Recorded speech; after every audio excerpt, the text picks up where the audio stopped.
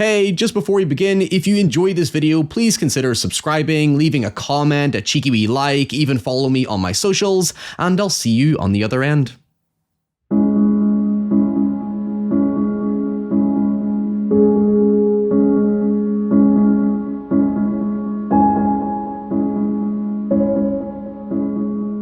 When it comes to taking requests, there are typically two types of comments I'm drawn to: obscure and unusual hidden gems that many people may never have heard of or only vaguely remember, and films that appear surprisingly frequently despite how utterly dull and generic they look on the surface. The 2023 psychological horror COBWEB is the perfect example of this, because I had no interest in ever watching it, as I was just under the impression it was your average American Blumhouse-esque supernatural horror. However, what sparked my curiosity reading several passing comments was how surprisingly divided down the middle people are about this film. Like me, some cynically brush it off as another fluff spooky house of jump scares, while others, to my heightened attention and admitted ignorance, say that while it's not perfect, conceptually it is definitely onto something worthy of making it a potential Halloween cult classic. Now, that is a mighty bold statement, but after finally taking the plunge to see if it was worth exploring for my seasonal Halloween topic,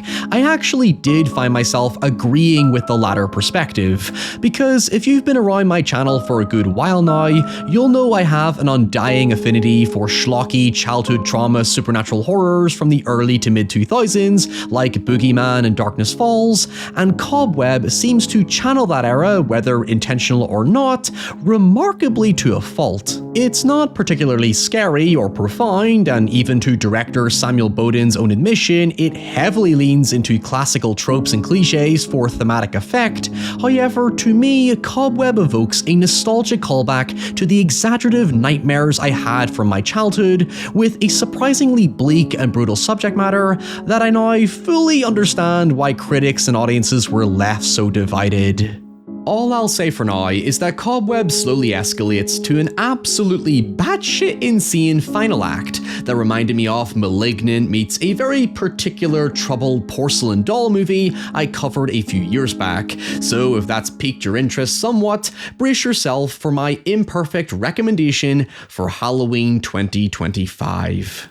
Now, before we go any further, this video is sponsored by Odoo. As you can imagine, behind every video I make is a lot of business management: contracts, invoicing, accounting, marketing, project management, and so on. And if there's one thing I hate, it's pretty much all of this, but that's just the reality of running a small-scale production company like mine. Thankfully, however, Odoo, an all-in-one business management software, has been the perfect companion in my entrepreneurial journey by providing apps that make the logistics of my day-to-day operations much more simple, accessible, and stress-free. And your first Odoo app is completely free for life with unlimited hosting and support. In particular, Odoo's Sign is the perfect app for streamlining contracts with various parties, so I can collect details and signatures hassle-free via email. I simply upload my document and use Odoo's easy-to-use interface to drag and drop specific fields like names, dates, and signatures, with each signer getting their own color for easy use. Then I send it off to the relevant parties with the option to choose the signing order, send automatic reminders,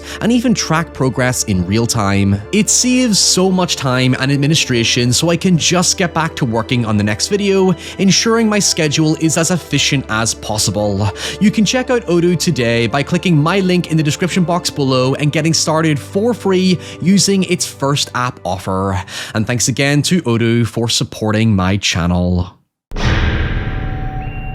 As a general overview, COBWEB is set on the lead up to Halloween, where a lonely, troubled boy called Peter begins hearing voices inside the walls of his bedroom that his parents downplay as just his overactive imagination. As the film progresses, Peter grows closer to the voices and begins developing an unexpected bond as it comes to light from our perspective that behind closed doors, Peter's parents are abusive and fiercely overprotective. The result is a figurative and literal psychological nightmare, where Peter's fears and anxieties begin to manifest into reality by way of classical iconography, as it insidiously begins to reveal just what exactly his parents might be hiding out of sight as they attempt to maintain control over his entire existence. It perfectly establishes the mood through the use of a soft yet somber piano key score that's gradually penetrated by eerie orchestral escalation to evoke the sensation of whimsical unhappiness as something deeply unpleasant lurks beneath the surface. In fact, speaking with film hounds, director Samuel Bodan described Chris Devlin's script as having fairy tale-like sensibilities,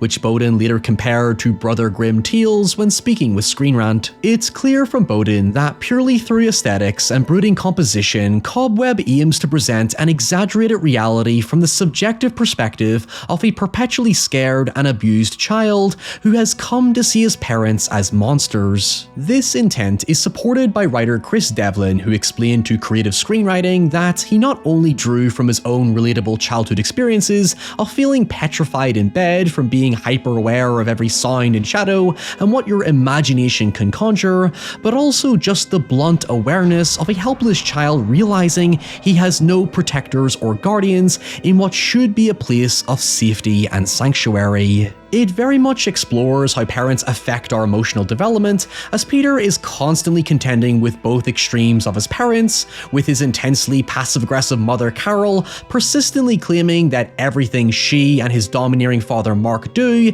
is out of love and protection, while Mark himself fluctuates coldly between stoic and evidently harboring tremendous internal rage and repressed violence. Why would you draw a picture like that?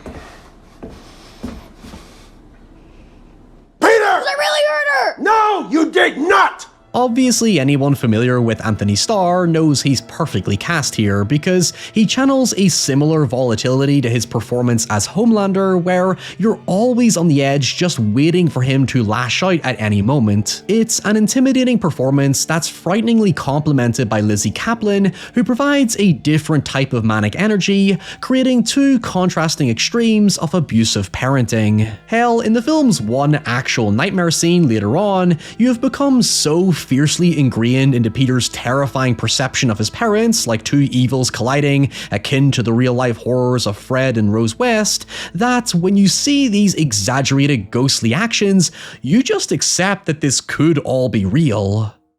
Early on, it instills the presence of a supernatural overtone, but really the genius of the film's horror is how it blurs nightmares and reality into one to make Mark and Carol seem like actual living monsters, while the voice behind the walls is constantly shadowed in ambiguity and mystery. There's one particular scene that I think is genuinely a borderline masterclass in keeping you on the tipping point of suspense, where Peter's parents ground him in a dingy basement only for his teacher Miss Divine to arrive to check on him after growing concerns. Now, there is context to what gets us here that I'll explain shortly, but throughout this entire scene, there is a harrowing sense of realism maintained, where Mark and Carol invite Miss Divine inside to appear as if transparent and lessen the existing tension between them, only for Miss Divine's innocuous comments to be taken by Carol as accusations of poor parenting, triggering a verbal confrontation. During this, Miss Divine notes the blood on Mark's arm, which he claims to be from a loose nail while doing DIY. The real reason is never revealed, as he tightly clutches a hammer you are persistently anticipating him to kill her with. She is literally flanked by these two dangerous emotional forces, all while Peter is trying to kick the basement door open, but the banging is masked by the noisy washing machine. It's brilliantly, albeit distressingly overwhelming. However, perhaps the most depressing part of all of this is that Miss Divine is clearly aware of how bad their poker faces are, but is powerless to do anything about it when confronted by another teacher who says that unless Peter comes into school with physical signs of abuse or abnormalities in his behavior, they cannot overstep their boundaries and just show up at the parents' front door. There is a fairly decent complexity to what we see that's elevated further by how the film chooses to retain a certain amount of restraint and ambiguity towards the parents' behaviour and their actions, as the world we see is only ever shown through the unreliable eyes of Miss Divine and Peter. At school, Peter is constantly bullied by this little bastard called Brian. I knew a Brian in school myself, and he chooses to stay away from the other kids, thus serving as an extension to the fears and anxieties he's developed from constant exposure to negative social situations. He soon befriends his new empathetic teacher Miss Divine after she helps him get rid of a spider, loosely establishing a coming-of-age theme of finding bravery against your greatest adversaries, which in Peter's case are his school bully and his parents. For the latter, it's obviously an ongoing matter when he asks his parents if he'll get to participate in Halloween like the other children, to which they scare him off by telling him the story of a child down the street who went missing, and that he should basically fear the same thing happening to him. However, when talking to the voice in the walls, she also encourages Peter to be brave and strong and not let the haters get him down, and instead show them who's boss, to which he takes that advice when he goes back to school the next day, and upon being tormented by Brian and remembering what the voice in the walls told him, he violently pushes Brian down the stairs. Now, I will circle back to this detail much later in the video, but at this point I was initially curious if the intent here was to show Peter's abuse resulting in him generating his own violent tendencies, because with how psychologically ambiguous much of the film is at this point, I started to doubt whether the voice in the walls was actually real or just Peter talking to himself alone, and slowly cracking under the oppression of his parents. The thing is, much of what we see comes with its own metaphorical undercurrent. For example, earlier in the film, what raises alarms with Miss Divine is when Peter draws a brooding picture of when he first heard the voice in the walls saying, "Help me," which she interprets as a blatant cry for help from Peter. Furthermore, and perhaps most distinctly, what visually compounds Peter's disillusionment towards his own home is the fact that all the spooky, horror atmosphere is contained exclusively within the house, while the outside world is always bright and colourful. It's a starkly subversive way to convey Peter's evident perception of his oppressive life, and what he desires beyond it. Usually in horror, this perception is the other way around. The outside world is the scary part and the home is the sanctuary. But in the case of abuse, the home becomes a cage, and for Peter it becomes eternal when he's expelled from school for pushing Brian and is fully confined behind the walls of this family prison. However, it's at this point where revelations as to what is actually going on become clear, and for many, and myself to a certain degree until I think I figured out what the hell it was trying to say, the story disappointingly begins to shit the bed with many questions. Eventually, for extremely contrived reasons, the voice in the wall finally reveals itself to be Peter's older sister Sarah, who is alive and locked away in a secret room by the parents, who themselves also murdered the missing girl from down the street when she discovered Sarah's captivity. This is confirmed when Peter finds a skull buried amongst the family's pumpkin patch, and soon Sarah warns Peter that their parents plan to kill them both on Halloween night, so they must act quickly for the sake of their survival. Now, at this point, you'll probably be like me and left baffled with many questions like, well, if Mark and Carol did not want kids and intended to kill them, why the hell did they even have them in the first place? Why even lock Sarah away for many years instead of killing her when you're willing to kill someone else's child to protect your secret? And why did it take this long and this specific moment in time for Sarah to finally communicate with Peter? To be honest, if you're still here, I assume you're in it for the long haul, so we're deep enough into spoilers that some of this can be explained now by jumping ahead and revealing that Sarah does have her own nefarious motives that retrospectively cast doubt on the validity of her initial claims. It's confusingly handled, but how we get to the second twist is when Peter, in a shocking surprise, poisons his parents' soup with rat pellets that are set up as a Chekhov's gun earlier in the story, and after they die, Carol's death even being a callback to Peter kicking Brian down the stairs, Peter unlocks the door for Sarah to escape, to which we see brooding eyes and teeth echoing the nightmare of his parents, while the innocence disappears to reveal monstrous breathing followed by manic laughter. Ladies and gentlemen, however's and howeverlings, we are simply dealing with a deformed monster child. Now you all see why this movie divided people. Now, before we get to the absolute absurdity that follows, and there are many positives I might add, the second reveal sees Sarah tell Peter that she only ever intended to manipulate Peter into murdering their parents and setting her free so that she could get revenge on Peter out of jealousy for what she perceives as a normal upbringing. Of course, there are still many unanswered questions, like where are the Epstein files, but basically, it seems that Mark and Carol never explicitly intended to kill Sarah, but instead keep her locked away because of her monstrous appearance. Literally like that Treehouse of Horror episode from The Simpsons. Yes, they technically were protecting Peter and grew concerned when they learned he was communicating with her, which they tried to constantly downplay, only for Sarah to exert more control over Peter as their influence continued to diminish. Allegorically, I see what it's getting at with how abuse is all about control, and because of the constant trauma and manipulation from his parents, Peter's perception of trust is completely warped. He's trusting the voice because he simply doesn't trust his parents. He overhears them talking in secret, and instead of hearing the full context of what they're actually saying, he's looking for confirmation bias based on what Sarah told him. It's honestly quite a cleverly designed misdirection. We as the audience are pulled into the exact same lies and deception because there is no safety net for us to trust. And bear in mind, we already know the parents killed the child from down the street, so we're hardly going to reverse into having sympathy for them. Ultimately, I think the real truth lies somewhere in the messy middle. I don't think Mark and Carol were genuinely going to kill either of them, or at least I think they may have been choosing to kill Sarah after she began exerting too much control.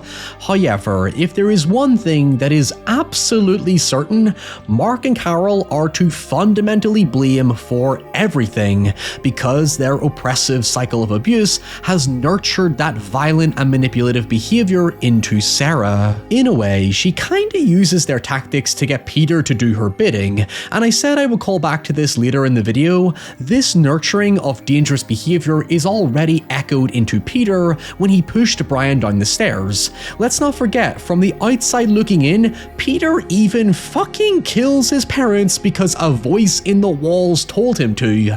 The parents reap what they sowed. In fact, earlier that day, Mark forces Peter to help him dig up the pumpkin patch after it's discovered they are rotting from a disease, which in retrospect comes off as a pretty direct metaphor for how Mark and Carol's own behavioral disease poisons and rots their own children. Hell, just to compound that notion even more, during the aggressive grinding scene, there's a brief lapse in Mark's behavior when Carol tries to intervene that arguably insinuates that perhaps Mark himself came from an abusive household, and he's now instilled with the same behaviors he experienced and learnt as a kid, thus reinforcing that cycle of abuse. Anyway, things only continue to get more jarring and confusing when after Sarah escapes, Peter's school bully Brian randomly shows up with his cousins or whoever to seek vengeance on Peter, creating an arbitrary home invasion sequence simply to give the film a body count. It's actually funny to me that the movie gives more closure to the bully side plot than to Peter's actual parents. Now, director Samuel Bodan did say that the film was approached in a playful manner, and so I genuinely believe it is a deliberately tongue-in-cheek finale because the absurd comical masks and sudden shift to a fairly fun creature feature feels straight out of Malignant. In the same way that movie's climax was bonkers and divisive, for all my bewilderment with the plot revelations, I kind of appreciated COBWEB's Halloween-esque payoff because it gives it that classical Goosebumps, Are You Afraid of the Dark, early 2000s schlocky horror plot twist. It basically presents Sarah as a spider rat abomination that manifests the iconography of childhood fears: the glowing eyes, the Goldilocks grudge-like suffocating black hair like a living shadow covered in spiders, the elongated arms and fingers, the fact she literally scampers around the ceiling killing each of the bully's cousins. It's completely absurd, but it embodies this Frankenstein vortex of all of Peter's fears and traumas. Granted, the first real glance we get of her face looks like the cat from Alice in Wonderland or the demon from Death Note, but I mostly like how she switches from that innocent child voice to a grouchy monster tone when she reveals she was always manipulating Peter. The film ends with Miss Divine arriving in time to save Peter, and they unceremoniously lock Sarah up again, but I love the final metaphorical cherry on top of Sarah explaining that despite being locked away again, she will forever be a traumatic parasite latched onto Peter.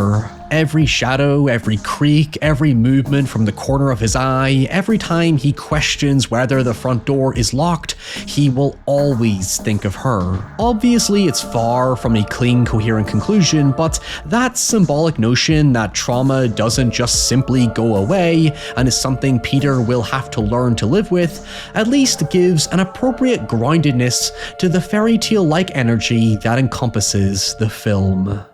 Thankfully, it's not full-blown trauma demon allegory, which I'll admit I'm a bit sick of seeing in films as of late, but it does give it that nightmarish touch fitting to the season of Halloween. Thank you so much for watching. I really hope you enjoyed this video. Once again, please consider subscribing if you haven't. Leave a like, leave a comment requesting what I should cover next. That really does help push this video and help it be seen by others, because YouTube has not been too kind as of late. And until next time, stay safe, stay away from the Homelander, and I'll see you all very soon. Bye.